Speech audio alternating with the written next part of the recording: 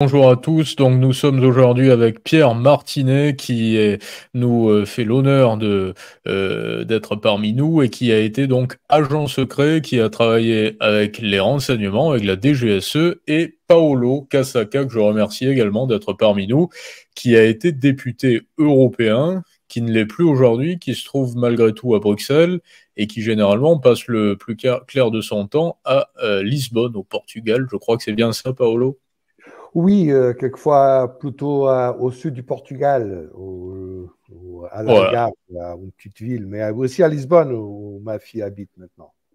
Et à Bruxelles aujourd'hui. Donc Pierre Martinet, Voilà. Paolo Casaca, merci d'être avec moi, avec nous pour un entretien exclusif pour Géostratégie Magazine. Si nous nous retrouvons aujourd'hui, c'est pour parler du Qatar, c'est pour parler de corruption, pour le dire très simplement, et faire une séance de brainstorming journalistique sur les corruptions passées, les probables corruptions futures. On parlera d'un épisode particulier qui a eu lieu au Parlement européen. Il y a beaucoup de cash qui avaient été trouvés dans l'appartement d'une parlementaire, d'une députée, d'une députée européenne il y a quelques mois, un peu plus d'un an. Ça avait fait beaucoup parler, ça avait fait la une des journaux. Pierre Martinet, vous vous êtes fait remarquer avec de brillantes interventions dans différents médias ces derniers temps, sur CNews notamment, sur Ligne Droite, Radio Courtoisie, que nous saluons d'ailleurs, et différents médias. Vous avez écrit un ouvrage assez récemment, vous travaillez sur un prochain ouvrage, on en parlera d'ailleurs,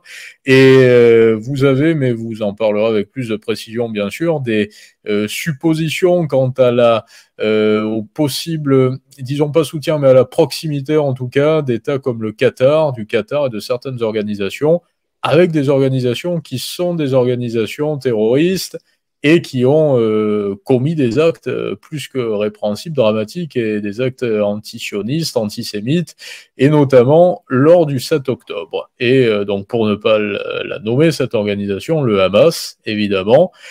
Et nous avons également évoqué lors de la préparation de cette émission, nous ne nous connaissons pas, je le précise, ni les uns ni les autres, je crois que c'est le cas, pour vous Oui. également, voilà, respectivement, une affaire qui a fait beaucoup parler, qui est l'affaire de Tayeb Ben Abderrahmane, qui est donc un ressortissant franco-algérien qui a été condamné à mort au Qatar. Et étrangement, ça fait parler, Le Monde s'était emparé de l'affaire, Blast également, Mediapart, d'autres médias. Un avocat que nous saluons, Luc Vidal, avait récemment déclaré qu'il y avait au moins une cinquantaine dans Géostratégie Magazine de politiques français qui étaient payés par le Qatar. Rachida Dati l'a été, c'est une affaire qui est sortie dans la presse l'année passée chez nos confrères de l'Obs, si mes souvenirs sont bons, ou notre média de cette catégorie. Et par rapport à ces liens des politiques français avec des dirigeants qataris et des affaires, pour le dire tout simplement, d'argent, de financement, un condamné à mort au Qatar pour des raisons tout à fait arbitraires vraisemblablement, mais au maximum pour de l'espionnage industriel et au minimum sans raison, voit son affaire totalement passer sous silence, invisibilisée. Donc on va commencer peut-être par vous, Pierre Martinet. Ce que vous m'avez dit lors de notre premier échange au téléphone sur le Qatar et le Hamas m'a interpellé. Est-ce que vous pouvez nous exposer votre supposition? Alors effectivement, hein, le Qatar, ça fait quelque temps que je le côtoie par le biais de mes différents voyages, mes différentes missions, euh, et notamment en Libye en 2011, où j'ai senti et vu la présence du Qatar sur le sol libyen, puisque j'avais même vu des camions qui apportaient de l'aide, hein. Je ne sais pas quelle aide c'était parce que je n'ai pas été voir dans les camions qui venaient du Qatar. Euh, Et après plusieurs recherches, après pour recherche, j'ai pas beaucoup cherché. J'ai bien sûr, au-delà de penser, il y a beaucoup de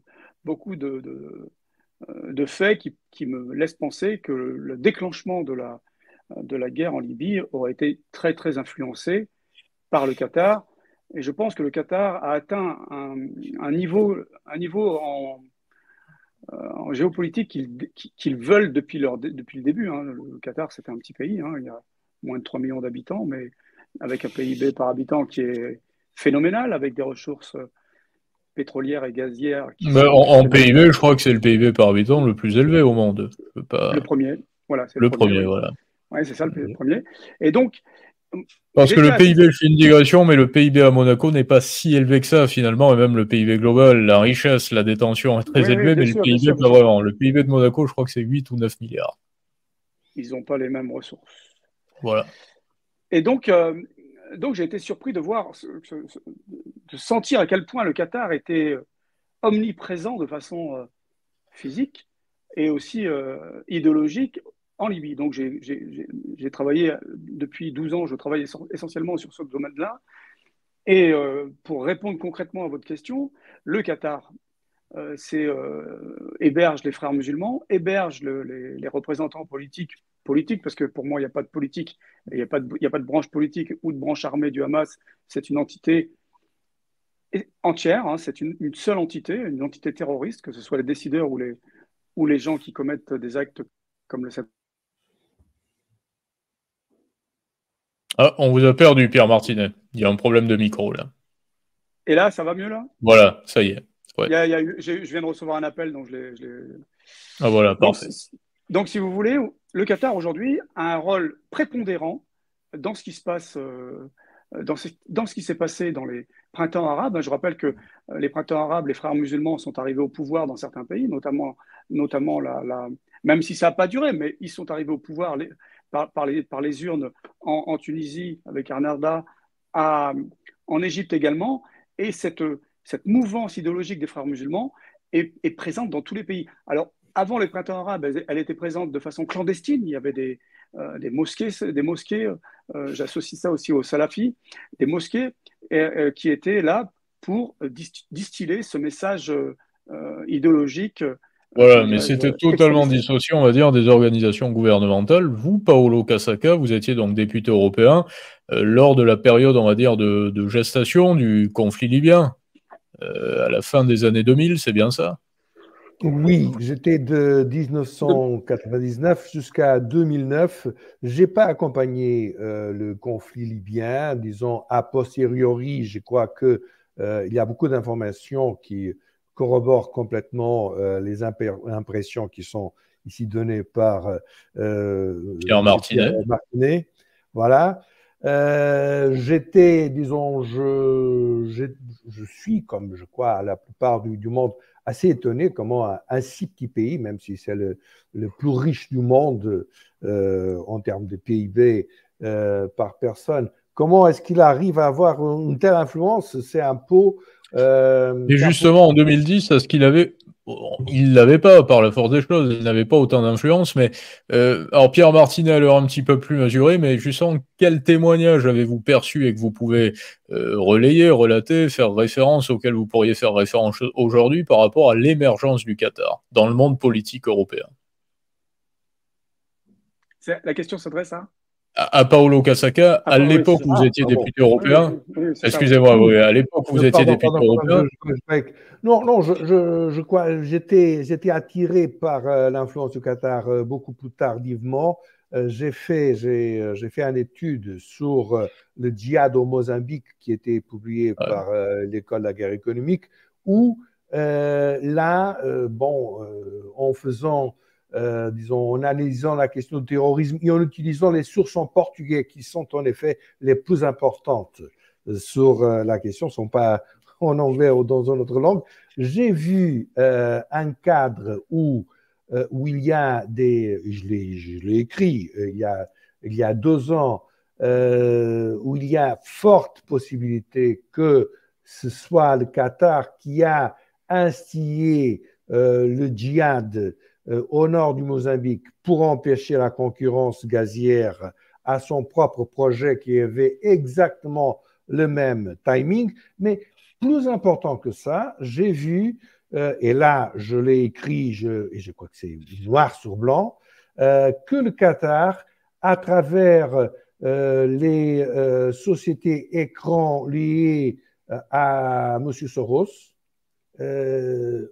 a construit une logique de guerre d'information qui a passé par une cascade de ONG environnementales, quelques-unes inventées expressément pour la question. Les autres bien établis et bien assis en France, par exemple, aux États-Unis, au Royaume-Uni, et sur la presse, évidemment que là, Al Jazeera, c'est le centre, mais ce n'est pas seulement Al Jazeera.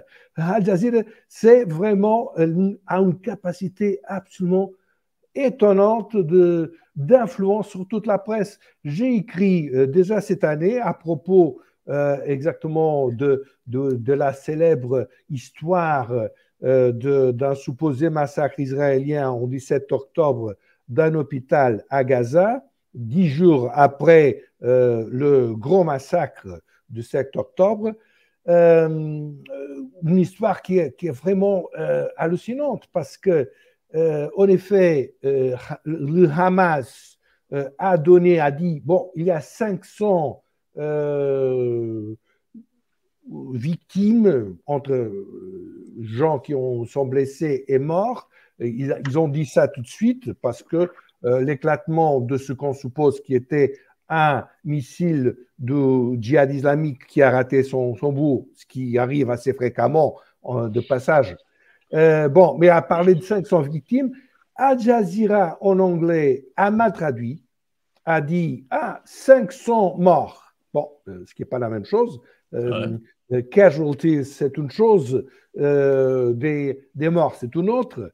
Et toute la presse internationale, mais toute, la française, l'américaine, l'anglaise, la portugaise, n'importe quoi, tout le monde a repris la version de Al Jazeera en anglais, mais c'est très important, a faussé la source, a dit que c'était le Hamas. Et là, dans ce cas précis, Hamas quand même, évidemment que vont ces histoires, mais était plus crédible. Hamas n'a pas dit ça.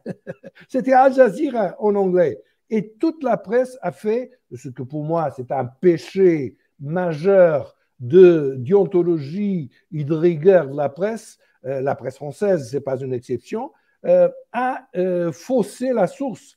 C'est-à-dire que si on lit un journal, le journal dit, bon, un tel autre journal dit que, c'est bien, si elle dirait la vérité, Al Jazeera anglais, Al Jazeera a dit ça, c'est très bien, mais dire Hamas, ça c'était faux.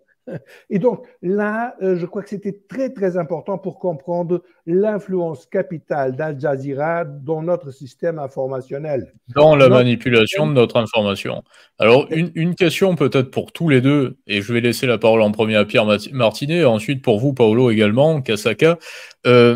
Cette oppression, on va dire, et cette manipulation se fait sur des politiques, des femmes et des hommes politiques. Luc Vidal disait au moins une 50aine de politiques majeures en France, également sur des journalistes. Comment ça se passe et vous avez été témoin de quoi, Paolo, au Parlement européen? Et vous, Pierre Martinet, quelles informations avec vous à ce sujet? Vous parliez de république bananière il n'y a pas très longtemps.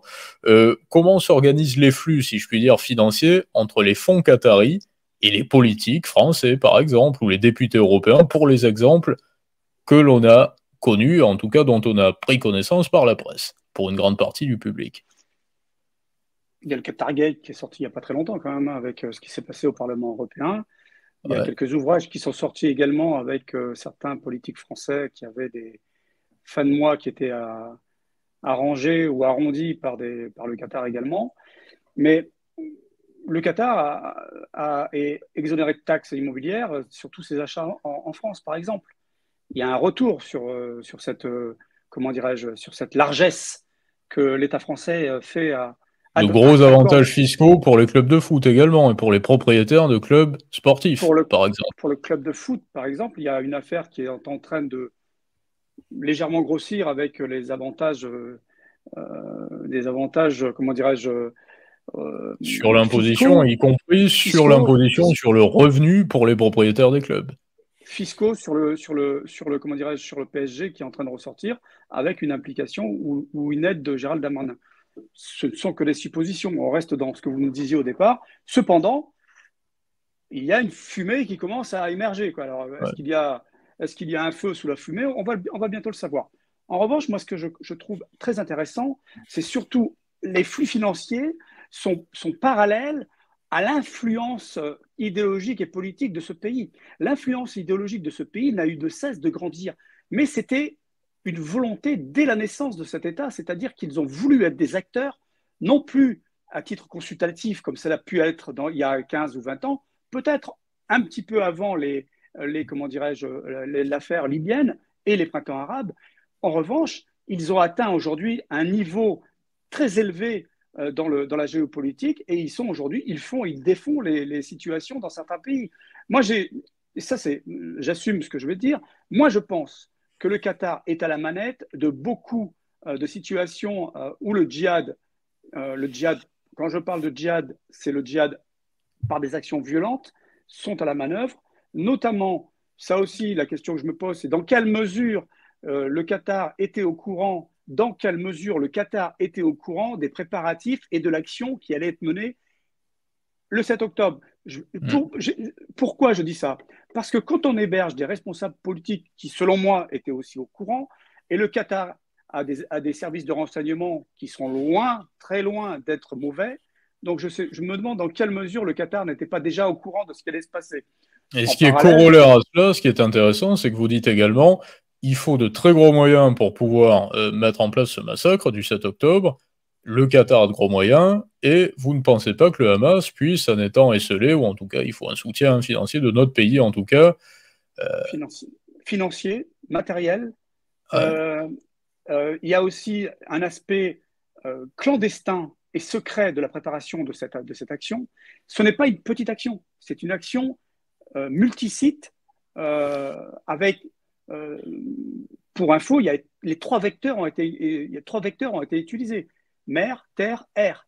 Donc, si vous voulez, c'est une action terroriste multisite de très grande ampleur. Et donc, il a fallu une préparation qui n'a pas duré quelques jours, ni quelques semaines. Ça se compte en mois, peut-être même en années. Dans quelles conditions on prépare une telle action sans dévoiler quoi que ce soit, en ayant un gros service de renseignement, en ayant de gros moyens pour justement tenir secret toutes ces actions, et ça demande pas, ce n'est pas un groupe de, de révolutionnaires à la petite semaine qui a pu faire ça. Donc, si vous voulez, moi aujourd'hui, le Qatar, j'ai vraiment des doutes, j'ai plus que des doutes sur son implication dans le 7 octobre. Et ensuite, comble de ridicule, c'est que le Qatar aujourd'hui est acteur dans la négociation pour libérer les otages. Ça, je trouve ça, alors pour moi, c'est le comble du comble. Moi, je suis de l'ironie et du ridicule, ouais. Je suis effaré de voir ça. Je suis effaré d'entendre notre président qui, a priori, ça encore une fois, j'en ai pas la certitude parce que j'étais pas, après une visite au Qatar, annonce le lendemain qu'il faut stopper la livraison d'armes à Israël, et le premier pays qui félicite le président Macron, c'est le Qatar. Moi, je pose des réelles questions. Mais au-delà de ça, sur le sujet sur lequel je travaille, l'imprégnation idéologique islamiste des fréristes, des frères musulmans, en Europe, il y a forcément des nations derrière, il y a forcément des États terroristes, comme le Qatar, que j'ai... Oui, parce que vous, ce que vous constatez, c'est une islamisation de la société en Europe, qu'on constate tous, pour ainsi dire. En tout cas, elle existe. Le nombre de musulmans en Europe a considérablement pris de l'ampleur entre les années 50 et aujourd'hui. Fondamentaliste.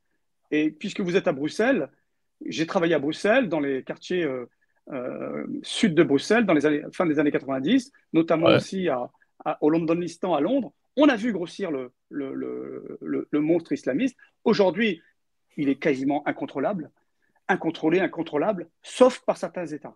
D'un côté, vous avez le wahhabisme avec l'Arabie saoudite, et de l'autre côté, vous avez les frères musulmans qui distillent cette idéologie mortifère. Et ce qu'on voit aujourd'hui, moi aussi, la vraie question que je me pose en ce moment, qui déclenche toutes ces manifestations pro-palestiniennes, pro-Hamas dans les universités européennes et françaises et américaines, car le Qatar a les moyens idéologiques de retourner certains esprits et de les manipuler et de les faire agir. Pour l'instant, c'est du soft power. Le soft power peut aboutir sur des actions plus violentes en Europe. Alors, libre à vous de me répondre avant de donner la parole à Paulo Casaca. Juste un dernier point, peut-être en quelques secondes ou une minute. Est-ce que de grands partis politiques, la France Insoumise, par exemple, ici, peuvent recevoir des fonds provenant d'Iran ou du Qatar. Alors, vous savez qu'il y a, depuis quelques années, il y a Nicolas Sarkozy est soupçonné d'avoir reçu de l'argent de la Libye en De cash la avec Libye. donc pourquoi d'autres personnalités politiques, comment dirais-je, d'autres groupes politiques ne pourraient pas recevoir également de l'argent de la part de certains pays qui veulent influencer le cours politique de certaines régions occidentale, et notamment l'Europe, qui est le ventre mou de l'Occident. Moi, je pense Ouais. que l'action menée par ces pays est une action très lente, très longue. Ils ont le temps, ils s'inscrivent sur un temps long qui, selon moi, s'est un peu accéléré depuis le 7 octobre. Hein. Ce qu'on voit dans les rues, c'est quand même assez impressionnant, assez inquiétant, ce qu'on a vu à Londres. Et ce qu'on a vu à Londres il y a quelques mois, on est en train de le voir dans les universités françaises et dans les rues françaises, avec l'appel à faire l'intifada. Urgence Palestine, par exemple, une association qui devrait être dissoute, sur laquelle on a travaillé avec Livre Noir, puisque je travaille un peu avec eux, je les aide un peu. C'est une association qui reçoit des fonds de qui? À part les quelques euros de la France, mais qui commande? Qui tire les ficelles de ces associations fréristes que nous avons en Europe et notamment en France? Je pense que c'est un des premiers pays à tirer ces ficelles-là, c'est le Qatar. Je crois que c'est assez clair. Paolo Casaca pour rebondir là-dessus. Oui, oui, oui, je crois que je suis presque d'accord sur presque tout ce que vous aviez dit. Peut-être un petit point qui me paraît absolument essentiel, c'est que Mohammed bin Salman a déclaré officiellement la dissociation de l'Arabie saoudite du wahhabisme. Et donc, il y a aujourd'hui un seul pays au monde qui a le wahhabisme comme doctrine officielle, qui est exactement le Qatar. Et c'était les deux. Et donc, c'est un peu une affaire de famille. Le Qatar et surtout des gens proches, beaucoup de gens en Arabie Saoudite, proches du Qatar, ont en effet fait une guerre énorme contre Mohammed bin Salman, exactement à cause de cette dissociation. Qu'ils croyaient que c'était une négation de l'islam et que ça ne devrait pas se faire. Et le Qatar a réussi à être le seul wahhabiste et en même temps, c'est un peu l'écuménisme islamique parce que tout ce qu'il y a de courant islamiste, terroriste, voilà, sont siégés au Qatar. Où on le Qatar comme son appui principal. Les talibans, c'est le cas le plus clair, les talibans d'Afghanistan. Les frères musulmans, comme vous l'aviez dit, et tous les autres groupes, plus ou moins, ou le Hamas, et peu importe, ils sont tous autour du Qatar, qui maintenant vont concurrencer la famille royale parce que il faut voir la chose du point de vue, disons, de la région. C'est une lutte pour la domination du contrôle de ce qui est vraiment l'islam. Normalement, ça serait l'Arabie saoudite parce que Mecca, c'est là, enfin, et c'est cette guerre qui anime surtout le Qatar dans tous ses procédés. Alors, pardon, oui, oui. Non, non, je vous en prie, je vous en prie. Ce que j'avais vu, ce que j'avais découvert avec l'affaire du Mozambique, c'est que la plupart de l'influence qatari, et bien sûr qu'elle se fait directement, Al Jazeera, c'est l'instrument numéro 1 du Qatar, il n'y a aucune doute là-dessus, mais qu'elle se fait à travers beaucoup d'autres organisations. Le groupe Soros, c'est le plus évident. Tout le Qatar Gate s'est construit autour du groupe Soros. Il faut le voir. Il y a la presse italienne qui l'a dit d'une façon très, très, très claire. Le Corriere della Sera, qui est un peu le journal de référence italien, a dit, bon, tout ça, c'est une affaire qui était déclenchée à partir de la rue du Cal.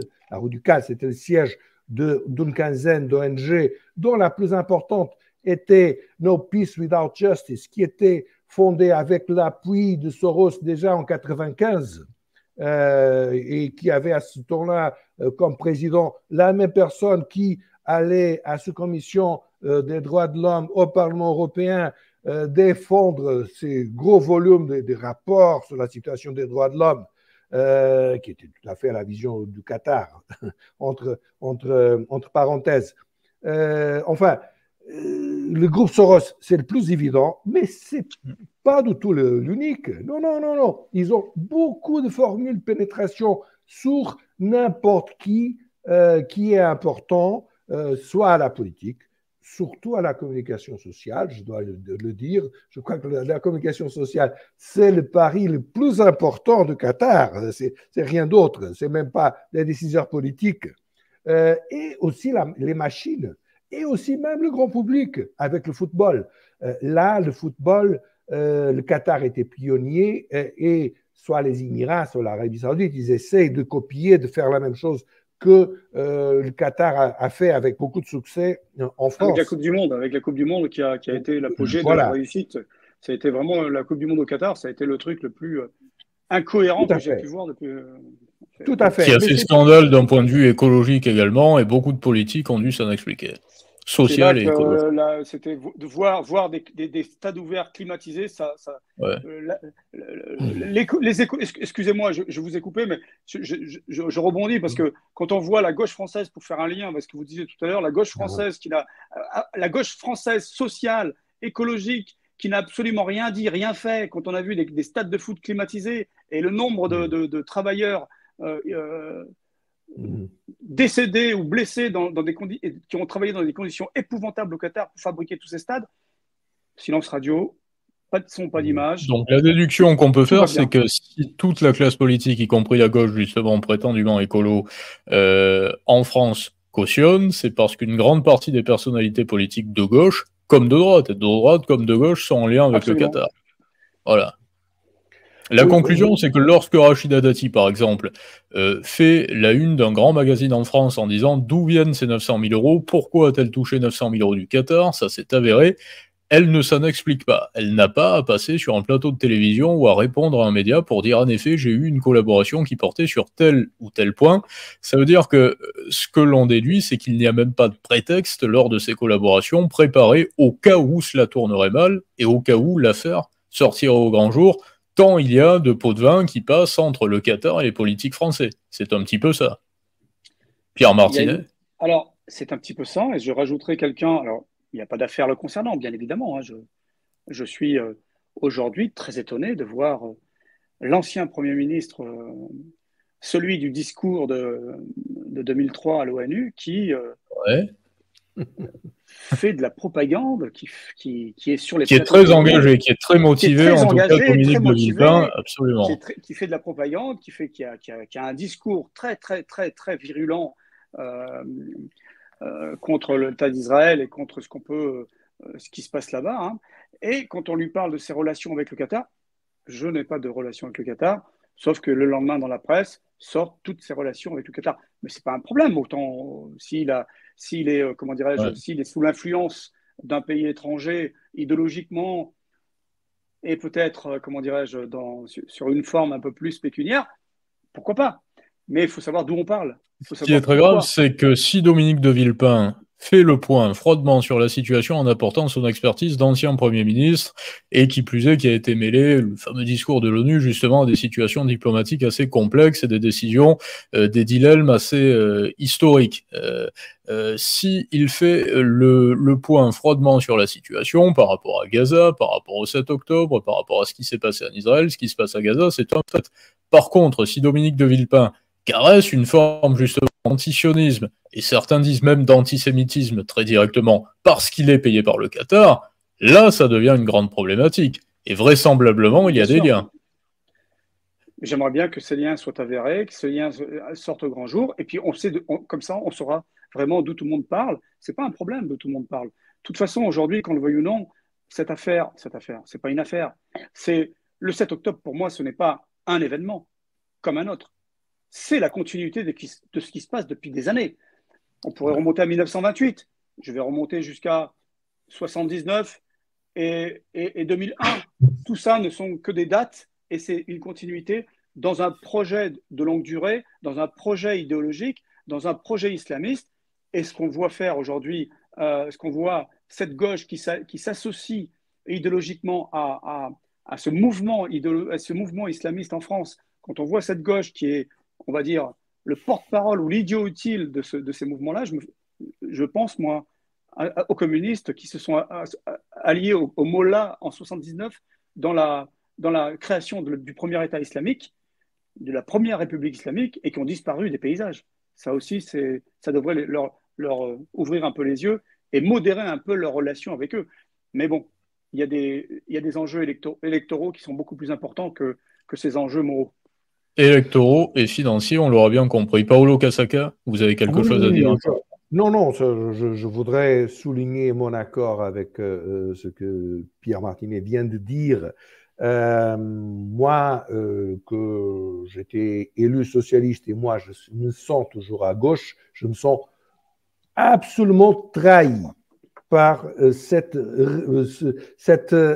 pseudo-gauche, ce que j'appelle les néo-nazis peints en rouge, qui disent exactement la même chose qu'Hitler, parce que, en effet, Hitler avait déjà... C'est intéressant, parce que je vous interromps juste quelques secondes. Pierre Martinet n'a peut-être pas vraiment le sang à gauche, je ne sais pas. Moi, pas forcément non plus. Paolo Casaca, vous avez le sang à gauche. Mais je crois qu'on est tous d'accord pour se dire qu'il y a un gros problème de corruption, principalement, et que les valeurs sont subalternes, sont secondaires, malheureusement, dans ce cas-là. Je ne suis pas sûr que sur la gauche, ça soit le problème principal. Je crois que la très grande majorité, simplement, ne se rend pas compte de ce qu'ils se font, ce qu'ils se disent, ce qu'ils se croient. Parce qu'il y a une machine de désinformation qui est en route depuis des dizaines d'années. Une machine de désinformation que dit jamais ce qui se passe réellement. Il y a toujours Israël a fait je ne sais pas quoi à Gaza. On ne dit jamais que c'est en réponse à je ne sais pas combien de missiles qui étaient envoyés de Gaza sur les coins civils. Ça, c'était pendant une dizaine d'années. Alors, Israël a cédé à dire en 2005, d'accord, ils ont évacué tous les juifs de Gaza, parce qu'il faut le dire que s'il y a des nettoyages ethniques, et s'il y a d'apartheid, mais c'est là, parce qu'il n'y a pas un seul juif à Gaza qui est resté, tandis qu'il y a pas mal d'Arabes en Israël. Donc, ils ont fait ça, ils ont tous cédé, ils ont cru, bon, maintenant, comme ça, ils ont un État. Dans la réalité, ils avaient un État, ils avaient un aéroport, ils avaient tout. Alors, ça va marcher, ils vont faire la paix, ils vont penser au développement, on va s'entendre. Non, ce que le Hamas a fait pendant 20 ans, c'était rien qu'investir sur le terrorisme, avec la complicité d'organisations. Le Qatar a mis beaucoup d'argent dans le Hamas. Je crois qu'on vous a perdu, Paolo Casaca, au niveau du son, tout au moins, et même de l'image. Un discours trop de droite. On va attendre, Paolo va revenir parmi nous. Je vous en prie, Pierre Martinet, en attendant. Oui, parce que ce qu'il dit est juste. Et le Hamas a été financé officiellement par le Qatar aussi. Hein. Alors maintenant, ouais. Quand on dit ça, on nous dit oui, mais tu oublies que c'est le Hamas a été pas créé, mais a été encouragé par Israël. Oui, je veux bien que parfois les ennemis de nos ennemis ou les amis de nos ennemis, ça c'est un peu le jeu de la géopolitique comme nous en Afghanistan. Ouais. Quand on a mon ancien service, quand je suis arrivé, j'ai croisé des anciens qui travaillaient avec les Moudjahidines pour taper sur les Russes. Donc on a tous fait ça, tous les pays font ça, c'est un peu le jeu pour essayer de maintenir un semblant de paix ou d'entente en superficie pour éviter la guerre, tout simplement. Mais ce que Paolo est très juste, parce qu'il n'y a plus de juifs à Gaza, comme quand le Hezbollah a vu le jour, c'est une émanation des chiites Hamal, hein, du mouvement Hamal que j'ai connu, ouais. Que j'ai côtoyé, que j'ai combattu, parce que c'est eux qui nous tiraient dessus le soir ou la journée. Et si vous voulez, parce qu'il y avait des Israéliens au Liban Sud. Mais quand les Israéliens se sont retirés du Liban Sud, théoriquement, le Hamas n'avait plus d'existence légale, on va dire. N'avait plus lieu Hezbollah. Pardon, excusez-moi, le Hezbollah, effectivement. Ben, ils ont muté en mouvement politique pour cannibaliser le Liban et ça donne ce qu'on voit aujourd'hui. Donc les deux mouvements, idéologiquement et politiquement, se rejoignent. et le Hezbollah est financé à hauteur de centaines et de centaines de millions par l'Iran, mais je me demande quelle est l'implication aussi du Qatar dans ces deux organisations terroristes. Parce que même si ce sont des chiites et des sunnites, ils se rejoignent, ils convergent dans le même objectif destructeur. C'est la fin d'Israël. Il n'y aura jamais de... Hier, j'ai dit, ça fait bondir certains, selon moi, dans l'état actuel des choses, il n'y aura jamais deux États. Parce qu'on ne peut pas négocier une paix avec quelqu'un qui veut vous détruire. L'Allemagne voulait nous envahir, mais pas nous détruire. Eux, ils veulent les détruire. C'est clair et net et précis. Ils l'ont écrit. Beaucoup d'analystes, d'ailleurs, qui prenaient la situation en deux États s'en éloignent quelque peu depuis plusieurs mois. Mais ici. C'est évident. Moi, ça fait une dizaine d'années que je le pense. Ça ne veut pas dire que je le souhaite. Évidemment que pourquoi on ne pourrait pas vivre à côté de l'Espagne, à côté de la Belgique, et eux, ils ne pourraient pas vivre l'un à côté de l'autre. C'est parce qu'il y en a un des deux qui veut uniquement la destruction de l'autre. Ce que je comprends en tout cas, qui serait très intéressant, c'est de lancer un audit sur le financement du Hamas et des liens précisément avec le Qatar et le Hamas pour pouvoir réfléchir assez froidement. Paolo Casaca, nous parlions précédemment de la situation de Tayeb Ben Abderrahmane, qui est donc ce ressortissant franco-algérien qui est condamné à mort par le Qatar, qui est en cavale par conséquent, pour ainsi dire, et qui ne peut pas mettre poser le pied sur le sol qatari de peur de se faire enfermé dans un premier temps et éliminé dans un second. Donc il est condamné à mort par, selon la presse, selon Le Monde, Blas ou Mediapart, par un juge qui ne connaissait même pas son affaire, qui a déclaré ne pas connaître l'affaire. Et c'est ce juge-là qui prononce une condamnation à mort. Comment se fait-il, Paolo Casaca, que l'on n'entende pas parler de cette affaire plus que cela dans les médias, alors que c'est un ressortissant qui est un homme d'affaires, un entrepreneur tout à fait implanté, de surcroît sur la place parisienne, et dont vous connaissez un petit peu l'affaire, dont vous avez eu écho en tout cas. Oui. Et alors, c'était assez drôle parce que j'ai reçu une lettre de sa part en disant « Ah, tiens, j'ai vu que sur la net, sur Twitter et tout ça, les mêmes gens qui m'insultent à moi et qui me menacent et qui me noircissent font la même chose avec vous. » Et donc, j'ai compris que vous êtes dans la liste noire du Qatar. Oui, je suis dans la liste noire du Qatar. L'iranienne, d'abord, parce que, disons, la question Iran-Qatar, c'est peut-être une des plus complexes parce que quelquefois, ils se tirent dessus, comme en Syrie. Disons, ils sont dans des parties opposées de la guerre et tout de suite, ils sont en coopération, ce qui est un peu bizarre pour notre point de vue, mais c'est une réalité. Et la coopération maintenant est totale entre l'Iran et le Qatar. La plupart du temps, ils se font mauvais flics, bons flics, ils se font ce jeu avec l'Occident, mais c'est une coopération totale. Et donc, Tayeb m'a écrit en disant ah, tiens, nous sommes dans le même bateau. Et donc, il m'a raconté son histoire. Et ce que je trouve absolument accablant, c'est que il est un citoyen français et que les autorités françaises, apparemment, ne veulent rien savoir.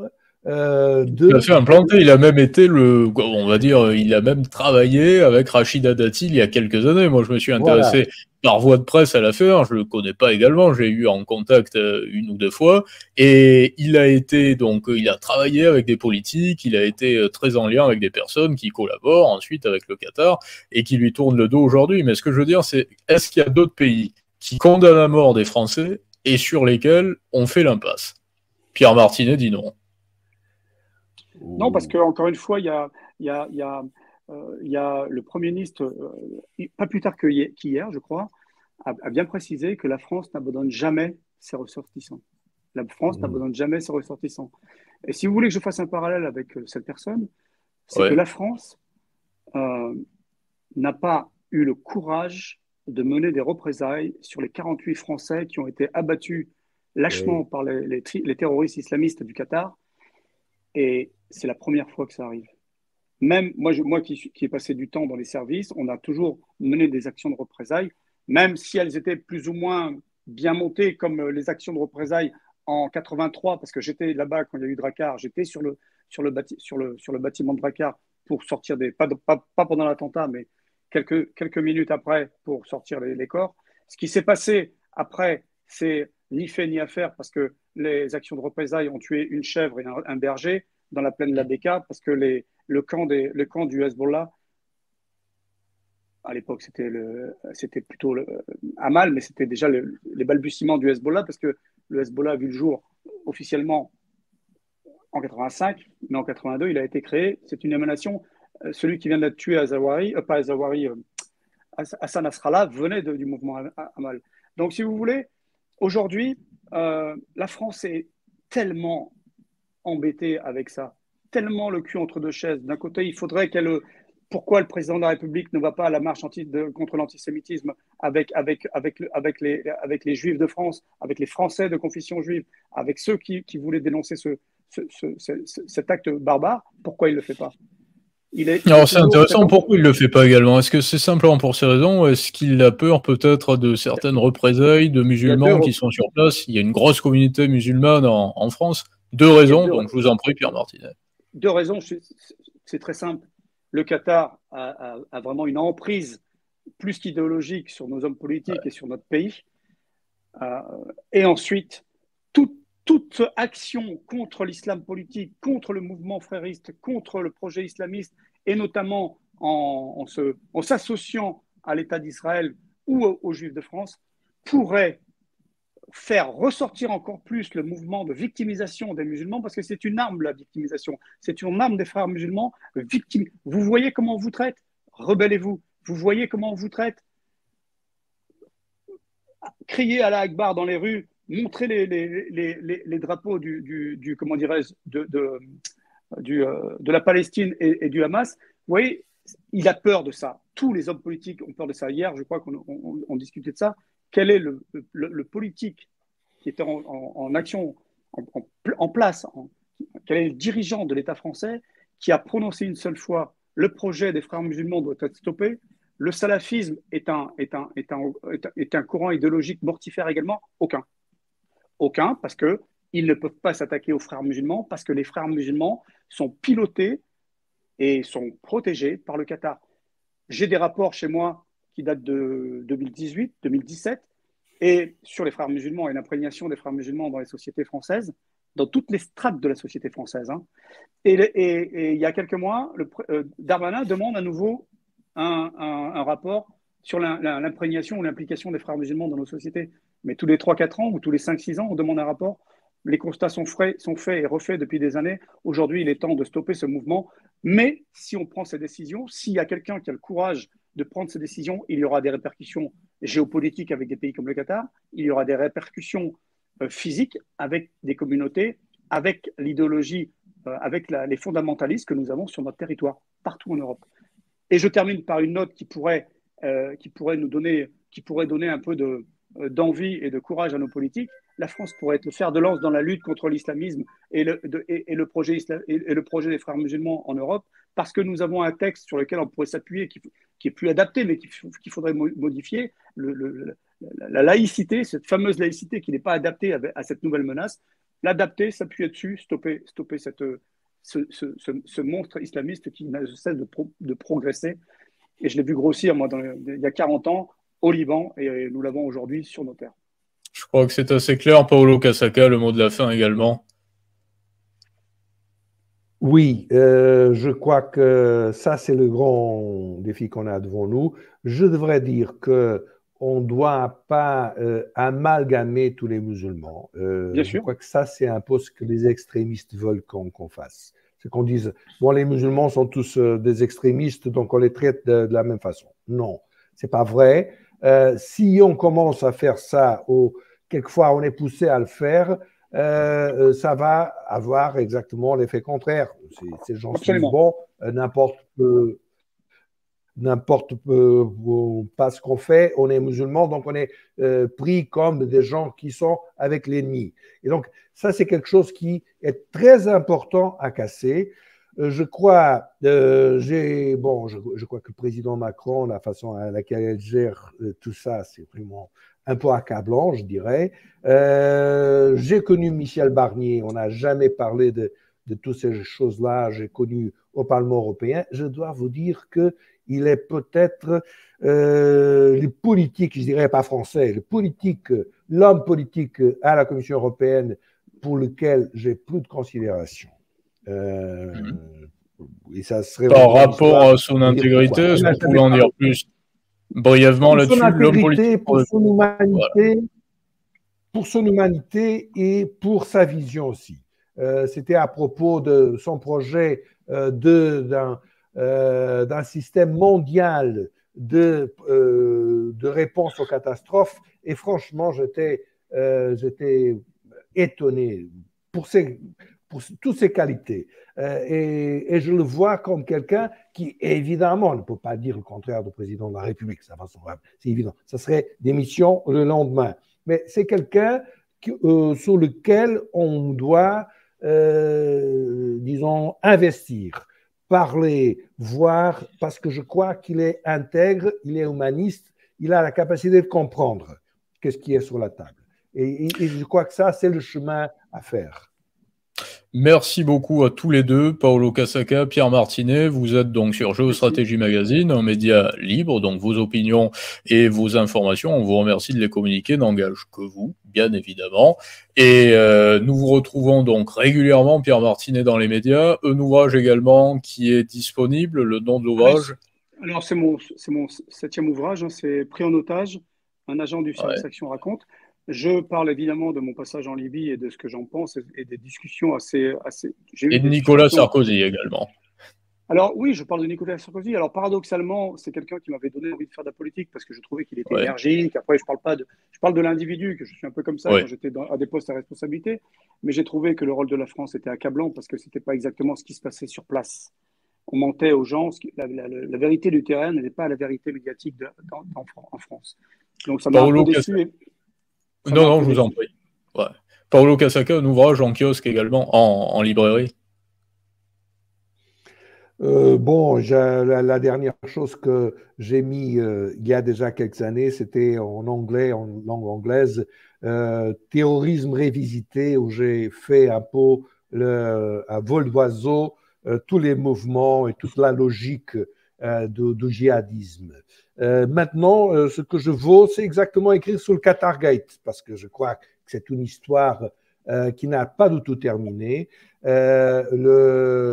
Couvrir le scandale, ce que les institutions européennes ont fait. Moi, j'étais 10 ans au contrôle budgétaire du Parlement européen. Mais comment est-il possible que rien n'était fait sur ce scandale majeur qui a impliqué toutes les structures, pas seulement du Parlement européen, mais par exemple la Commission européenne.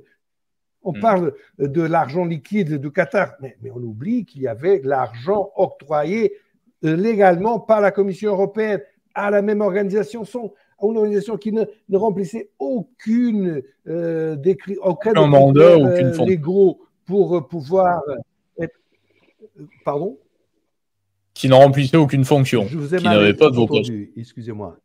Qui ne remplissait aucune fonction, qui n'avait pas de vocation. Qui ne présentait pas des comptes, qui n'était pas inscrit au régime de transparence, qui était complètement, disons, qui n'avait légalement n'existait pas, disons, elle ne pouvait pas fonctionner en tant que telle, mais l'argent européen a bien coulé pour ces coffres. Seulement ça devrait être le plus grand scandale, mais rien. On sait ça par la presse, par quelques journalistes, mais le Parlement européen, rien. La Cour de compte a fait un rapport, vous passez 10 ans à accompagner les rapports de la Cour de compte, c'est un rapport pitoyable. Franchement, ce que je crois qui est le plus gros problème, c'est cet esprit de corps. Toutes les institutions ont fait son mieux pour étouffer l'affaire. Une affaire qui était à l'origine, évidemment. Prochainement, donc, un ouvrage sur le Qatar et sur les affaires en lien avec la corruption, le Qatar, la France et plus largement l'Union européenne. Merci beaucoup vraiment à tous les deux. Bonne soirée et bonne soirée à tous. À très bientôt. À très bientôt. Au revoir.